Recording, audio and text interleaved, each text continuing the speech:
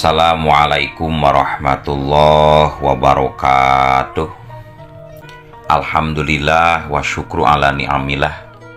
Urang ayeuna masih keneh tiasa ditepang dangukeun deui dina acara anu matuh kamemet urang sadayana, nyatana dina pagelaran dongeng Sunda jejer carita Ki Ruminta. Ayeuna kantun bagian anu ka 44. Atuh ngarah teu nyangkolong tingkana waktos sumangga. Ayeuna mah urang lajengkeun deui. Mohon mangga ya. Jisim abdi sakadap deui saja angkat. Sakali deui nuhun pisan eyang. Jisim abdi tos ditulungan sarta dibeklan ilmu pangaweruh ku eyang. Sami-sami Nyi Emi. Didoakeun ku eyang sing salamet di perjalananana, sarta bisa riung ngumpulung deui jeung nu jadi kulawarga. Hampura salila Nyi Emi aya di dieu, kula teu bisa ngajamin kana sagala rupana.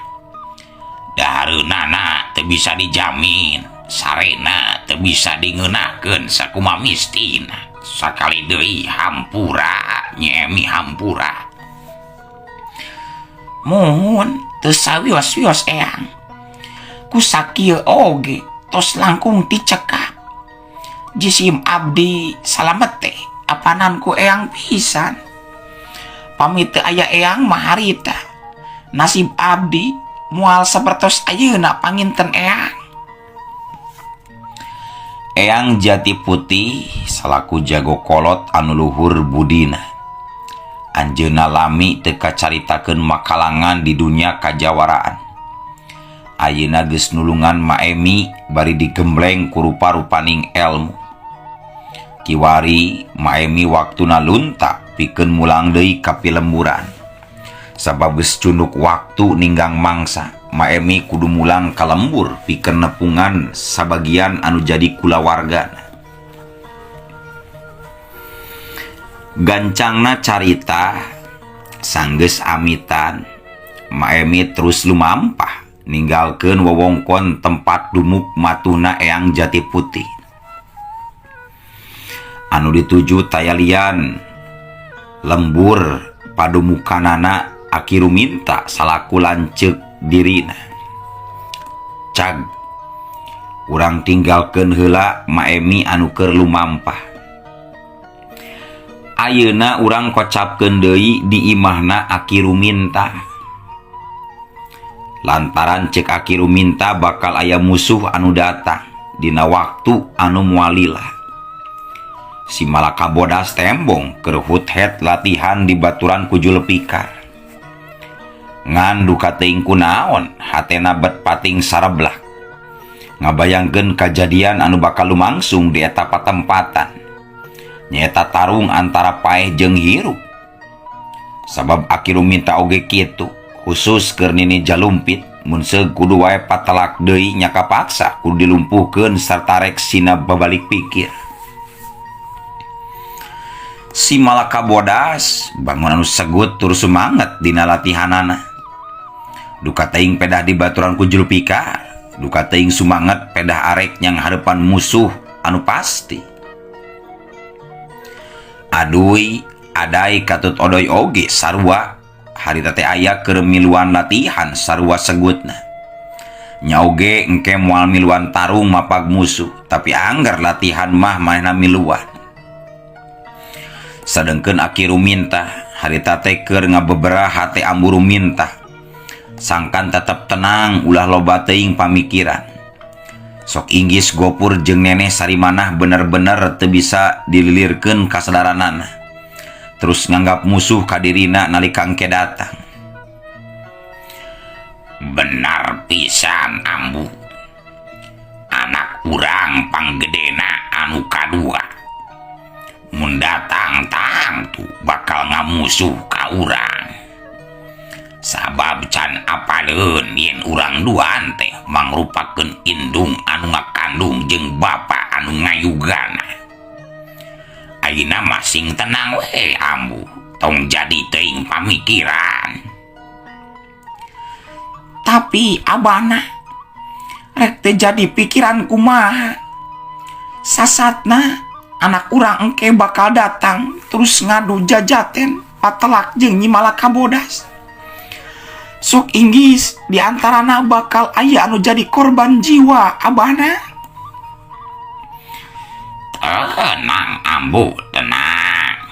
Cik abah oge tenang.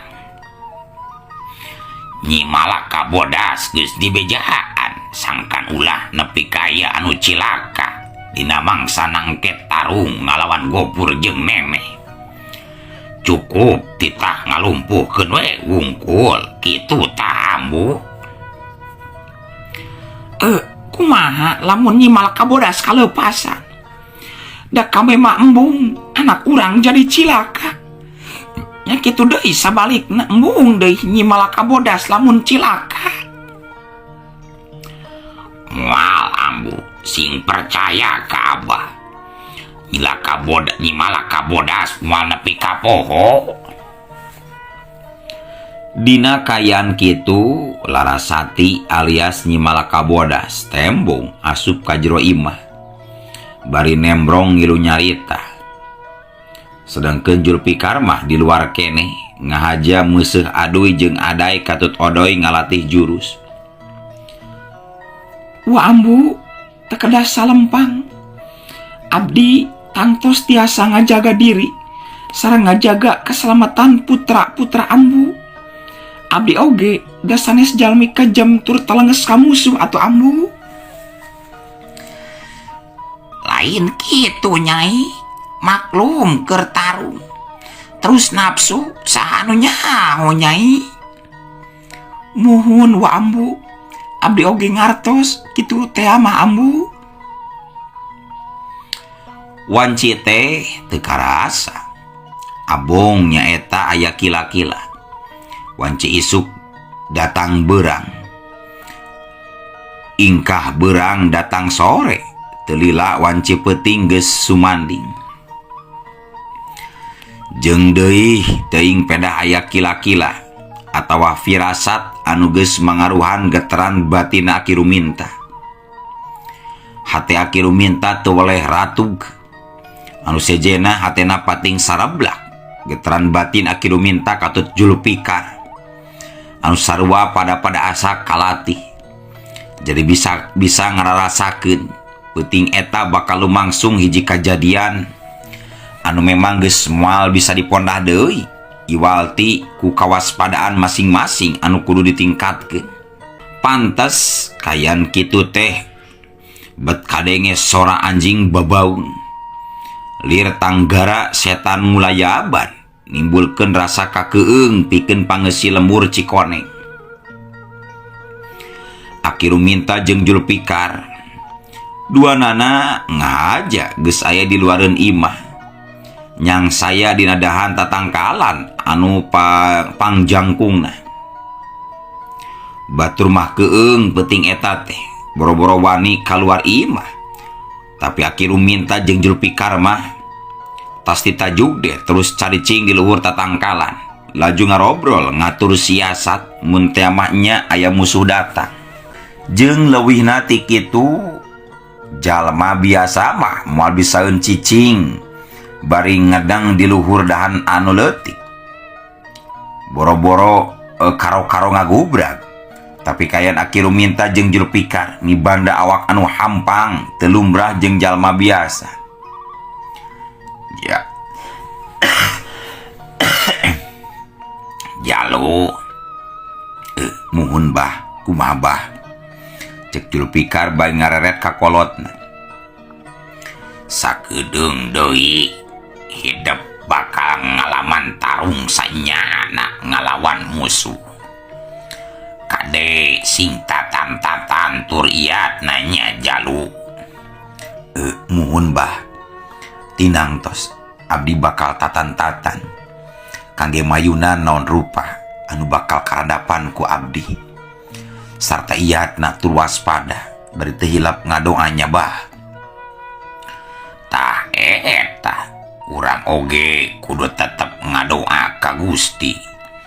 Sangkan salilana aya dina panang tayunganana salamet tina mara bahaya. Muhun bah, muhun. Caturkeun di jero imah harita Ambu Ruminta tepetot-petot ngadoakeun si Malaka Bodas jeung anu liana.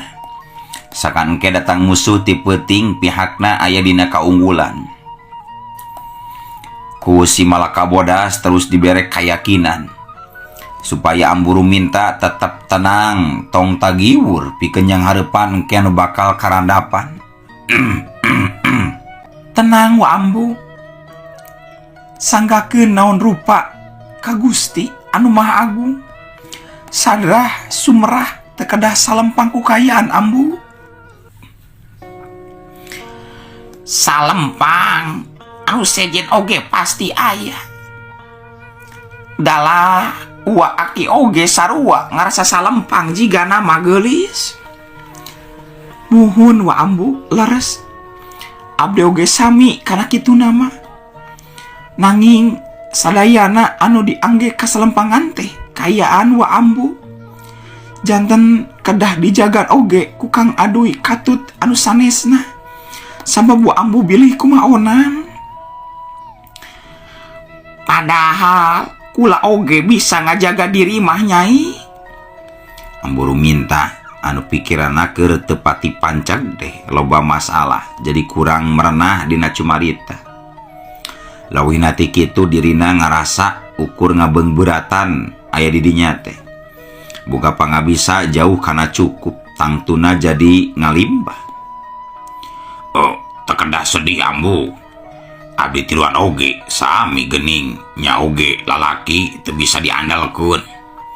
Tapi sekali deui sing tenang we Ambu mah daya Nyi Guru Malaka Bodas jeung deui aya Den Julpikar anu baris ngabantos ka Aki Guru. Sanes maksadna kada ujub tapi yakin mah apanan kedah bener teu Doy. Muhun leres pisan Ambu. Tak kedah alit mana oge ulah ngarasa diri teu guna. Nyadoakeun we anu bade mayunan musuh sing saralamet Ambu. Abdi satuju Ambu. Karena naon anu dilisankeun ku lanceuk-lanceuk abdi. Tenang we nya Ambu. Sing tenang di dieu bakal aya abdi tiluan anu ngajagi Ambu. Ambu Ruminta tembung unggek.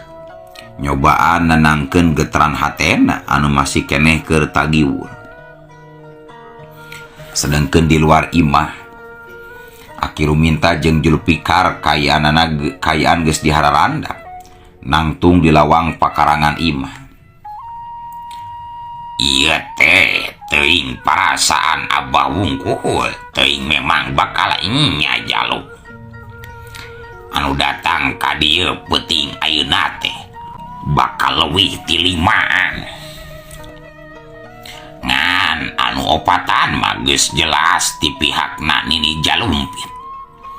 Tapi anu saurang deui mah can bisa dipastikeun teuing ti pihak mana. Ngan anu jelas urang kudu tetep waspada jeung iatna Jalu. Sapirasat pisan sareng abdi atubah. Getaran batin bakal aya 5 jalmi anu sumping ka dieu. Ngan diantarana abdi teu tiasa mastikeun saha anu bakal datang duaan eta Abah. Urang simpulkeun wae eta anu duaan teh ti pihakna si Jalumpit Jalu. Sabab anu saurang deui mah nyata bakal bareng jeung si Jalumpit datangna. Aki Ruminta jeung Julpikar memang bisa ngarasakeun getaran batina. Anu datang peuting eta kadinya bakal 5an anu datang teh. Ngan pedah teu bisa mastikeun saha-sahana. Karak ngandalkeun sawangan paling oge eta mah ti pihakna Nini Jalumpit. Sarta aya hiji hal anu ngahaja dirusiahkeun ka Julpikar ku Aki Ruminta jeung Ambu Ruminta. Pon kitu deui ku si Malaka Bodas patali ajalna juminten. Sabab Aki Ruminta mah geus nyaho Cek Juminten nalika keur sakarat ngabejakeun dirina digunasika ku Mbah Samudra. Sedangkeun ini Jalumpit sapara kanca. Dina peuting eta kabeh geus taratan taatan pikeun lumampah murug ka lembur Cikoneng. Di awang-awang katara bulan sapasi nembongan, manuk koreak disadah patembalan jeung ajag leuweung. Nganteur opat cirim anu keur lumampah sarta dina kayaan keur lumampah kitu. Di satengahing jalan ujug-ujug aya nu megat horeng eta teh Mbah Samudra. Ih, gening Mbah Samudra eta teh. Nah kamana wae atuh Akang? Dipilarian ku abdi ka ditu ka dieu teu aya. Ini Jalumpit gancang nanya sabab moal salah eta teh memang Mbah Samudra. Kapaksa kabeh leumpangna ngarandeg. Saha eta teh? Dedengian teh nini nyebutkeun ngaran Mbah Samudra. Nini dempul tembong kerung tuawuheun ka Mbah Samudra. Eta teh dulur lanceuk sapaguron teh ya, nini. Anu kungsi diobrolkeun kanini teh geuning. Jeung kelanya dagoan kula rek ngomong heula yeuh. Lila di teangan karak panggih ayeuna jeung manehna geuningan. Oh, eta Mbah Samudra teh. Sok atuh kainya arek ngomong mah. Kukula di dagoan di dieu Jalumpit. Tembal ini dempul. Mbah Samudra kadengi harita nyarita sekaligus malik tumanya. Bagea Jalumpit, kurang tepung di dieu yo. Nareka mana geuning aya jalma anyar. Ieu teh nini dempul. Abdi kabeh arek ngajorag deui ka imah si Ruminta ieu teh Kakang. Kabeneran aduh. Dewek oge sakalian milu atuh Jalumpit. Panasaran puguh dewek hayang tepung jeung si Ruminta. Ih nyahayu bunga anu aya ari rek milu mah. Akang atoh puguhan. Jadi nambahan kakuatan mun Akang milu mah. Tapi jawab heula pananya abdi, di mana Akang salila ieu bat karak tembong deui geuningan Kang. Dewek teh geus di pasir jegur Jalumpit. Nepungan si Muldani murid utama dewek anu murtad. Karek kanyaoan kitab Sewu Geni dipaling ku manehna. Ngan untung can bisaeun ngayakinkeun sakabeh ilmu anu aya dina eta catatan. Nyaku dewek teh si Muldanina terus dipodaran sabab ngalantarankeun sakabeh murid dewek sejena jara dipireuh sabab dipaksa nginum cair racun panglumpuh sora euy. Kutan teh Kang Samudra teh ka pasir jegur. Jeung sugan teh masih Muldani teh hianat kitu ka Akang. Nah atuh karek kanyahoan murid hianat teh Akang. Nyaeta dewek ngajak datang nepungan si Muldani. Lantaran hayang panggih geus lila teu panggih. Ari pas kakalongok teh keremukan kitab pusaka milik dewek. Keur latihan jurus katut ilmu silat anu aya di jero eta kitab. Nya dasar kudu kapanggih we, mun teu mah dewek bakal cilaka euy. Syukur atuh Kang. Ari geus kapanggih mah hayu arek milu mah atuh nu aya nambahan kakuatan pikeun urang Kang. Hayu. Tapi eta teh saha ngaranna Jalumpit? Bere nyaula dewek ieu panasaran hayang apal saha eta. Ngaran kula Nini Dempul Mbah. Aya keneh kapanasaran ngeunaan diri kula.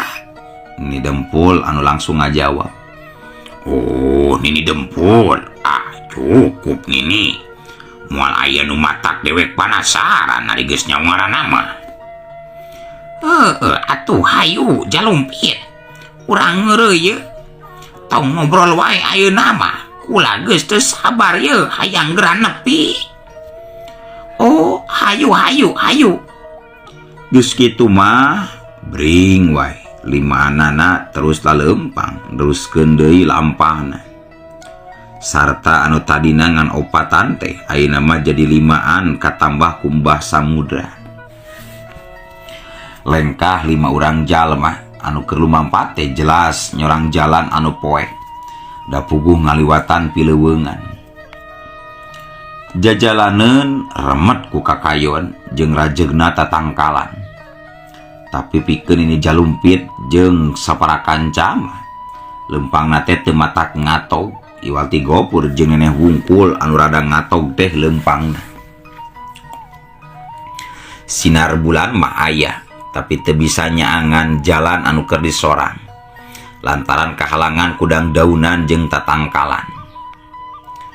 Sarta demi muru waktu hayang buru-buru nepi kanu dituju sakapeung 5 jirim pating jorelat antara beleg-begna peuting. Tindak tandukna lir ibarat kalangkang setan anu ngulayaban. Jeleng jorelat jeleng tep tep tep jeleng jeleng jeleng jeleng. Sedangkeun sora ajag leuweung jeung sora satos sejena beuki reang silih tembalan di sada. Jeung kusabab memang anu dituju teh mimitina ka tempat di mana Julpikar pernah tapah. Limanana terus we muru ka eta tempat. Ngan barang nepi Nini Jalumpit jeung Gopur katut neneh pating raranjug kaget sabab kasampak kaditinggal urutna wungkul aya lombang panguburan. Tapi kabehanana teu lila aya di dinya, gancang lalumpatan ngagunakeun elmu pangenteng badana. Aki Ruminta jeung Julpikar anu panca indrana memang geus kalati bisa ngarasakeun aya lengka-lengka suku jalma limaan ngadeuketan eta patempatan nya oge jarakna masih kene jauh. Si Malaka Bodas oge harita geus aya di luar ngabagiakeun ka anu arek datang.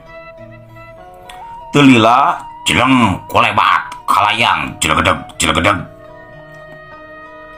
5 jirim jung jeleng datang tinu poek terus pancu nangtung di lahan pakarangan imahna Aki Ruminta. Sarta barang jol oge Nini Jalumpit nyarita bari seuri ditujukeun ka Aki Ruminta saparakanca. Dewek ayeuna datang deui ye Ruminta. Jigana andika kabeh geus nyaho bakal kadatangan dewek sakabeh. Kening geus araya di laluar kieu ieu teh. Bage ya Jalumpit. Tangtu kuring bakal nyaho kana kadatangan anjeun. Anu panasaran kene hayang ngalajiwa kuring. Tangtu dewek panasaran Ruminta. Mun andika hirup kene can lekasan ninggalkeun di alam dunia, dewek bakal penasaran. Dewek bakal terus penasaran lamun mah can modern ilaing kuleungeun dewek. Eta deui si Julpikar ingan teu kasampak aya di patapaan. Horeng geus balik aya di dieu geuningan. Nah penasaran kene ka kuring kitu Nini. Sanggeus gagal mateni kuring harita.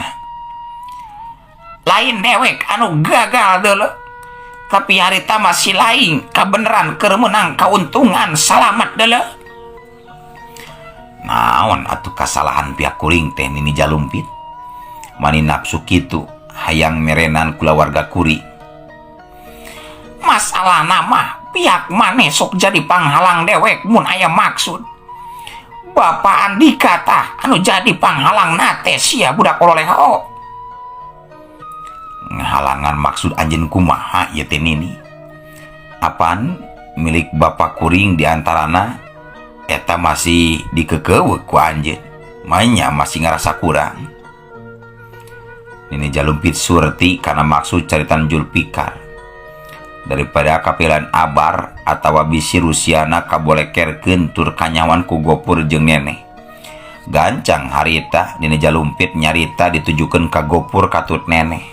Gopur, Neneh, geras saya gak diri sang hareupa si Malaka Bodas dulu. Gopur jeung Neneh teu loba ngomong. Jeleng. Harita langsung pada ngatur diri ngadeukeutan si Malaka Bodas anu harita tatan-tatan bisi di tarajang.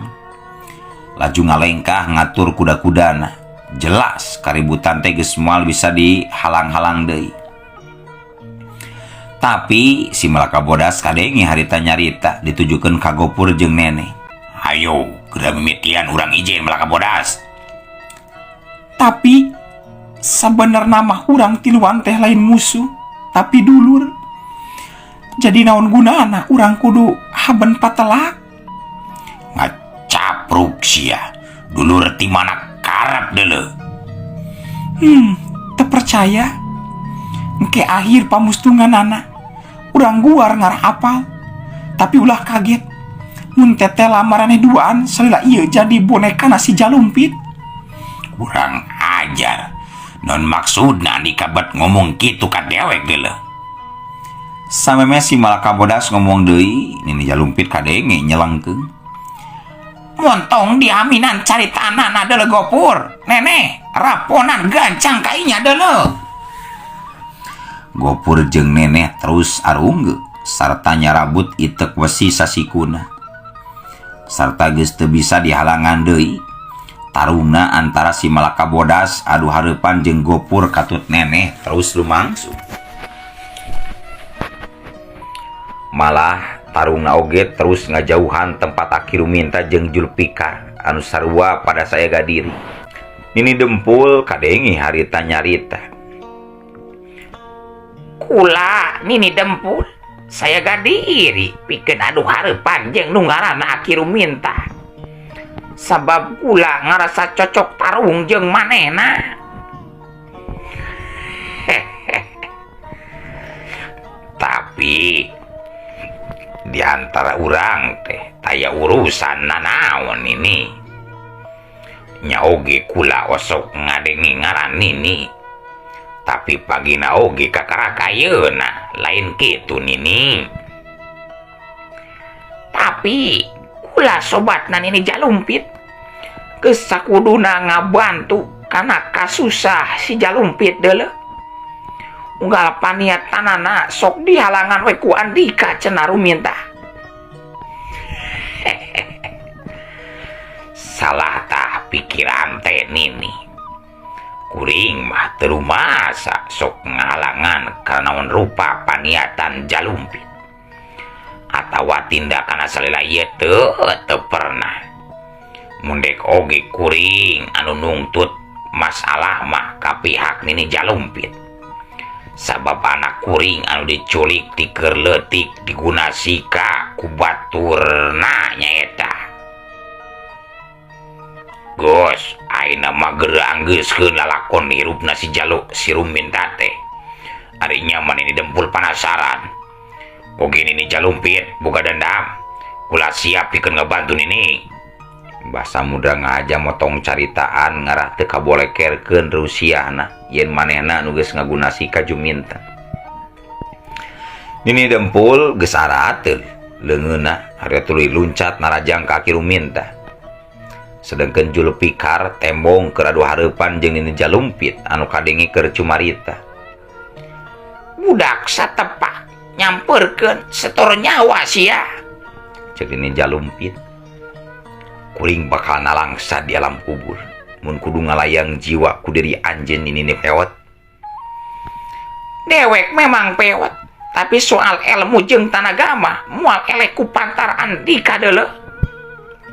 Alah, alasan we Nini pewet. Kuring ayeuna arek nanya ka anjeun. Sahaja lemana anu geus ngagunasi ka Juminten. Nalika dina 2 minggu ka tukang, anjeun ngajorag ka ieu tempat. Ayo, geura jawab Nini pewet. Kuring bakal keukeuh panasaran mun taya jawaban anu pasti ti diri anjeun deuleu. Setan nyaho dewek oge teu apal deuleu. Malah sarua penasaran sabab nepi ka kiwari can kanyahoan. Saha geus ngabalukar ke si Juminten binasa. Kumaha Jalumpit? Nangan ngobrol eta deh. Gelut moal ieu teh. Basa muda tembong ngadeukeutan ini Jalumpit tuluy pancuh bari nyarita. Ku Julfikar diperhatikeun bari ngagerentes dina hatena. Saha ieu jelema teh? Bahasa mudra. Ini Jalumpit nyebutna bahasa mudra. Ku Julfikar tuluy diupat harita teh. Iya memang bahasa mudra. Anak si Ruminta nanyakeun. Iya bahasa mudra. Anak si Ruminta nanyakeun, kamana cenah hiji deui murid kula si Juminten. Dijawab teu apal ngadon teu percaya ka kula deuleu Mbah. Nalika keur kitu, heuleum waktosna kabujeng seep. Insyaallah enjing pageto baris dilajengkeun deui.